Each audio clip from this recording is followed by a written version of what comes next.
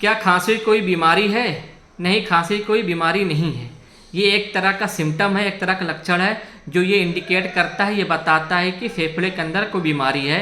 वो ये बीमारी चाहे निमोनिया है, बैक्टीरियल निमोनिया या वायरल निमोनिया, या फिर टीबी है, या फिर ब्रोंकाइटिस है, या फिर ब्रोंकियोसाइटिस है, या फिर लंग्स का कैंसर है, या फिर और भी लंग डिजीज़ है। ये हो सकता है इस कंडीशन में खांसी आती है। बहुत से लोग क्या करते हैं कि अगर खांसी आती है तो वो बगैर डॉक्टर सलाह लिए, डॉक्टर को दिखाए, वो मेडिकल से कफ सिरप लेकर के पीते रहते हैं और आखिर में क्या करते हैं कि वो अपना फेफड़ा ख़राब कर देते हैं, जिससे उनको काफ़ी ज़्यादा दिक्कत उठानी पड़ती है।